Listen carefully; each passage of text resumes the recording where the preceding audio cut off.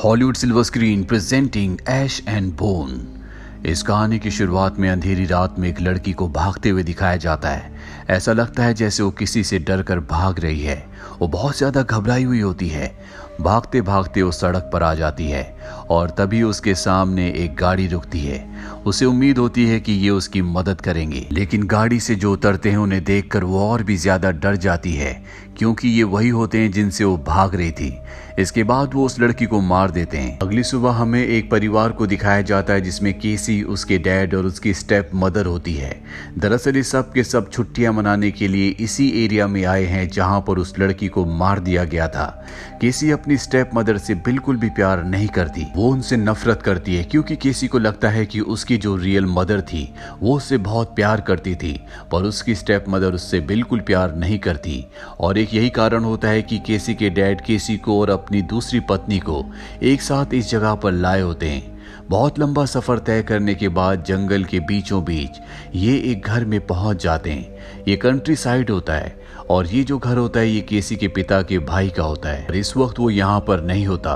केसी के पिता और उसकी स्टेप मॉम सब यहाँ पर सेटल हो जाते हैं। केसी के पिता अपनी पत्नी से कहते हैं कि जल्दी केसी का रवैया तुम्हारी तरफ पूरी तरह से ठीक हो जाएगा, इसीलिए हम सब यहाँ पर आए हैं। लेकिन जब भी रात को खाना खा रहे होते हैं तो केसी और उसकी स्टेप मॉम के बीच में आर्ग्यूमेंट्स होना शुरू हो जाते हैं। केसी के पिता को बहुत गुस्सा आता है, वो केसी को बहुत डांटते हैं। केसी नाराज होकर घर से अपने पिता की गाड़ी लेकर टाउन में चली जाती है, जहां वो एक बार में जाती है। और जब वो बार टेंडर से बियर ले रही होती है तभी पीछे से एक आदमी उसे परेशान करने लगता है। केसी उसे धक्का देती है। यहाँ बार में पहले से कपल होता है जो उस आदमी को भगा देते हैं और इसके बाद केसी उनके साथ बैठ जाती है। ये आपस में बात करने लगते हैं। केसी बताती है कि मैं इस टाउन में अभी अभी अपने पेरेंट्स के साथ आई हूँ। जहाँ मैं रहती थी वहाँ पर मैं अपनी दोस्त के साथ सुनसान बिल्डिंग्स में जाकर बहुत एंजॉय करती थी। वहाँ हम शराब पीते थे, बहुत मस्ती करते थे।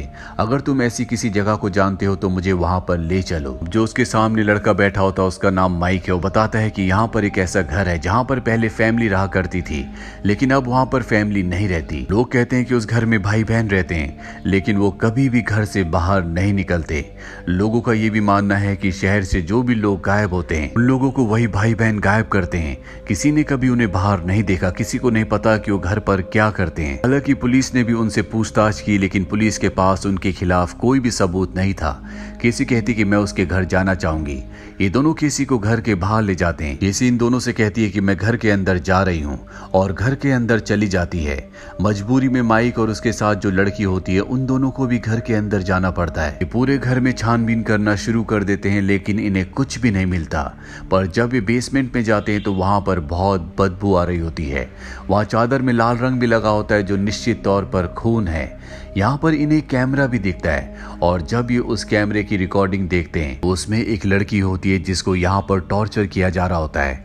और ये लड़की वही होती है जिसे हमने इस कहानी की शुरुआत में देखा था, जिसे दो लोगों ने मार दिया था। और ये दो लोग और कोई नहीं बल्कि वही भाई बहन है जो इस घर में रहते हैं। अब जब ये सब कुछ देख ही रहे होते तभी इन्हें बाहर से किसी की आहट की आवाज आती है। दरअसल वो भाई बहन अब घर में वापस आ चुके हैं। ये तीनों के तीनों बहुत डर जाते हैं, वहीं पर छुप जाते हैं। और जब इन्हें मौका मिलता है तो माइक और उसके साथी वहां से भाग जाते हैं। पर जब केसी भाग रही होती है तो उसका पैर वहीं हुक में फंस जाता है। इस वजह से वो बाहर नहीं भाग पाती और एक कमरे में चली जाती है। ये कमरा बहुत ही पुराना होता है और जब वो वहां पर चादर उठाती है तो वहां पर स्केलेटन होता है। दरअसल इस घर में जो भाई बहन रहते हैं ये उनकी ग्रैंड मदर का कमरा है और ये स्केलेटन उनकी ग्रैंड मदर का है। केसी ये देखकर बहुत डर जाती है। वो बाहर की तरफ भागती है, लेकिन जब ये तीनों भाग रहे होते हैं तभी वहां पर जो बहन होती है वो इन तीनों को देख लेती है। इससे पहले कि वो इन्हें गोली मारती है तीनों के तीनों यहाँ से निकल जाते हैं। अब जो बहन है जिसका नाम डायना है वो इनकी गाड़ी पर गोली चलाती है, जो गोली गाड़ी पर लग जाती है। डायना का भाई उससे पूछता है कि हम इन्हें पहचानेंगे कैसे। डायना कहती है कि मैंने इनकी गाड़ी पर गोली चलाई है, उसी के निशान से हम इन्हें पहचान लेंगे। ये शहर बहुत बड़ा नहीं है, जल्दी ये सब के सब हमारे कब्जे में होंगे। वहीं केसी, माइक और उसके साथ जो लड़की होती है इन तीनों को दिखाया जाता है। अब सुबह हो चुकी है। माइक अपनी साथी के साथ इस जगह से निकलने से पहले केसी से कहता है कि जिस जगह हम गए थे वो बहुत ही खतरनाक जगह थी, तुम्हें अपना ध्यान रखना होगा क्योंकि वो भाई बहन बहुत ही खतरनाक है। केसी गाड़ी लेकर वापस अपने घर आ जाती है और जब उसके डैड गाड़ी के पीछे ग्लास पर गोली का निशान देखते हैं तो वो केसी से पूछते हैं कि ये सब कैसे हुआ।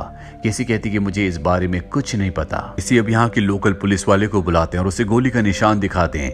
पुलिस वाला कहता है कि यहाँ पर कई बार लोग शिकार करने के लिए आते हैं, हो सकता है कि गलती से कभी किसी ने गोली आपकी गाड़ी की तरफ चला दी हो, इसीलिए यहाँ पर गोली का निशान है।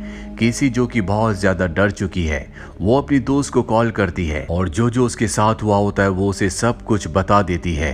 वहीं भाई बहन को दिखाया जाता है जो ये सोच रहे होते हैं कि किस तरह से उन तीनों को पकड़ा जाए क्योंकि वो तीनों के तीनों इनके बारे में सब कुछ जान चुके हैं। डायना कहती है कि मैं उनमें से उस लड़की को जानती हूँ जो यहाँ से भाग रही थी, वो बार ओनर की बेटी है। यहाँ पर जो उसका भाई होता है वो कहता है मैं उस लड़के को जानता हूँ, वो कई बार बार में आता है, मैंने उसे कई बार बार में देखा है। लेकिन केसी के बारे में कुछ भी नहीं जानते क्योंकि केसी इस जगह पहली बार आई है। वहीं माइक की दोस्त को दिखाया जाता है जिसे माइक का कॉल आता है। माइक उसे कहता है कि मेरी जान बचा लो, जल्दी मेरे घर आ जाओ। और जब वो उसके घर जाती है तो देखती है कि डायना और उसके भाई ने माइक को पकड़ा हुआ है। इसके बाद वो उस लड़की को भी पकड़ लेते हैं, इन दोनों को बेहोश कर देते हैं। और जब इन दोनों को होश आता है तो ये दोनों के दोनों डायना और उसके भाई के घर के बेसमेंट में होते हैं। इन दोनों को जंजीरों से बांधा हुआ होता है और अब ये इनसे पूछते हैं कि बताओ वो तीसरी लड़की कौन थी, वो कहाँ रहती है। माइक बहुत ज्यादा डरा हुआ होता है इसीलिए वो केसी के बारे में सब कुछ बता देता है। इसके बाद डायना और उसका भाई इन दोनों को मार देते हैं और अब इन दोनों का अगला शिकार केसी है। केसी अपने घर में बहुत ही गुमसुम, बहुत ही खामोश होती है, वो किसी से बात नहीं कर रही होती। तभी उसकी स्टेप मॉम उससे पूछती है क्या तुम ठीक हो। वो उनकी इस बात का जवाब नहीं देती और उन्हें उल्टा सीधा कहकर घर से बाहर जंगल में आ जाती है। और जब वो जंगल में होती है तो उसे पेड़ों के पीछे से अजीब अजीब सी आवाजें आ रही होती है जिन्हें सुनकर केसी डर जाती है और अपने घर की तरफ वापस चली जाती है। और तभी हमें पेड़ों के पीछे दिखाया जाता है जहां पर डायना और उसका भाई होते हैं जो केसी को देख रहे होते हैं, जिसका मतलब ये है कि इन्होंने अपने तीसरे शिकार को ढूंढ लिया है। केसी एक बार फिर से बाहर में जाती है लेकिन वहां पर उसे माइक और उसकी दोस्त नहीं मिलती। केसी इस बात से बहुत परेशान होती है। यहाँ पर एक पुलिस वाला भी होता है जो केसी से माइक और उसकी दोस्त के बारे में पूछता है। केसी कहती है कि मैं उनसे कल मिली थी, उसके बाद मैंने उन्हें नहीं देखा। पुलिस वाला उसे अपना कार्ड देता है और कहता है कोई भी जरूरत हो तो तुम मुझे कॉल कर सकती हो। वहीं दूसरी तरफ हमें केसी के घर को दिखाया जाता है जहाँ पर केसी के मॉम डैड होते हैं और अब वहाँ पर वो दोनों भाई बहन यानी कि डायना और उसका भाई आ जाते हैं जो केसी के मॉम डैड को पकड़ लेते हैं। और जब केसी घर वापस आती है तो देखती है कि दरवाजे पर खून लगा है। ये देखकर वो बुरी तरह से डर जाती है। वो समझ जाती है कि यहाँ पर डायना और उसका भाई आ चुके हैं, इसीलिए वो पुलिस को कॉल करती है। और जब वो घर के अंदर जाती है तो देखती है कि उसकी स्टेप मॉम को कुर्सी से बांधा हुआ है, उन्हें बहुत बुरी तरह से मारा भी हुआ होता है। और अब वो अपनी मॉम को खोलती है। उसकी मॉम बताती है कि यहाँ पर एक औरत और एक आदमी आए थे जो बहुत ही खतरनाक थे, वो तुम्हारे बारे में पूछ रहे थे, वो तुम्हारे पिता को पकड़कर अपने साथ ले गए। और अब केसी इससे पहले कुछ समझ पाती, पीछे से डायना का भाई आकर उसे पकड़ लेता है। वहीं जंगल में हमें डायना को दिखाया जाता है जो केसी के पिता के सिर के ऊपर एक एप्पल रखती है और उस पर निशाना लगाती है। पर केसी के पिता की किस्मत अच्छी होती है क्योंकि निशाना एप्पल के ऊपर लगता है। वहीं हमें केसी और उसकी मॉम को दिखाया जाता है जिनके सामने डायना का भाई है। केसी की मॉम उससे पूछती कि तुम हमारे साथ ऐसा क्यों कर रहे हो। वो कहता है ये बात तुम्हें केसी से पूछनी चाहिए। केसी बताती है कि मैं इनके घर के अंदर गई थी, मुझे नहीं पता था कि ये दोनों के दोनों कातिल है। और अब डायना का भाई इन दोनों को यहाँ पर बांध कर यहाँ से चला जाता है। उसके जाने के बाद केसी की रस्सी खुल जाती है और वो पुलिस को कॉल करती है। दरअसल पिछली बार जब उसने कॉल किया था तो उसके मोबाइल पर नेटवर्क नहीं था, पर अब वो अपने घर से फोन करके पुलिस को इन्फॉर्म करती है कि हमारी जान खतरे में है। पुलिस को इन्फॉर्म करने के बाद वापस वो कुर्सी पर बैठ जाती है और अब यहाँ पर डायना उसका भाई केसी के पिता को लेकर आ जाते हैं। कुछ ही देर बाद यहाँ पर पुलिस ऑफिसर भी आ जाता है और उसके सामने केसी का भाई होता है। पुलिस ऑफिसर केसी के भाई से कहता है कि मैंने तुम्हें पहले ही कहा था, जो लोग बाहर से आते हैं, जो लोग इस टाउन के नहीं हैं, तुम उन्हें किसी भी कीमत पर नुकसान नहीं पहुंचाओगे। डायना का भाई कहता है कि मुझे कुछ भी करने से पहले तुम्हारी इजाजत लेने की कोई जरूरत नहीं है, वैसे भी तुम हमारी हमारे कज़न हो, तुम्हें हमारा साथ देना चाहिए, और अगर तुमने ऐसा नहीं किया तो तुमने जितने भी गलत काम किए हैं उन सब की वीडियोस मेरे पास हैं जो मैं तुम्हारे हायर डिपार्टमेंट को दे दूंगा। यहाँ पर हमें समझ में आता है कि पुलिस वाला भी इनसे मिला हुआ है, उसे पहले से इनके बारे में सब कुछ पता था और इससे पहले कि पुलिस वाला कोई एक्शन लेता डायना पीछे से गोली चलाकर उसे मार देती है।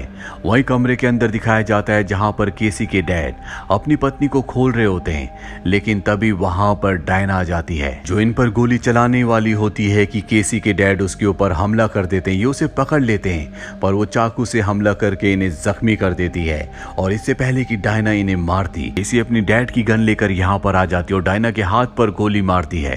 डायना अपनी जान बचाने के लिए यहाँ से खिड़की से कूदकर भाग जाती है और कुछ देर बाद वो अपने भाई के पास जाती है जहाँ पर वो देखती है कि उसके भाई ने केसी के डैड को अब भी पकड़ा हुआ है और जल्दी वो इन्हें भी मारने वाला है।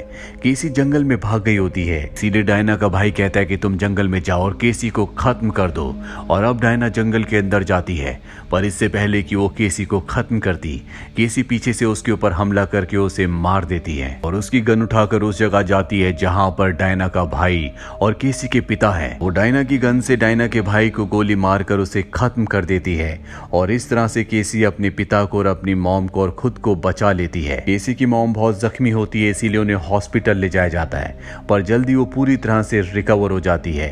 केसी और उसकी मॉम के बीच में जो भी डिफरेंसेस थे अब वो पूरी तरह से खत्म हो चुके हैं और ये एक खुशहाल परिवार बन चुका है। जिंदगी में भी ऐसा ही होता है, जब भी किसी बड़ी मुसीबत से कोई इंसान निकलता है तो उसे जिंदगी की, परिवार की और अपनी वैल्यू का पता चलता है।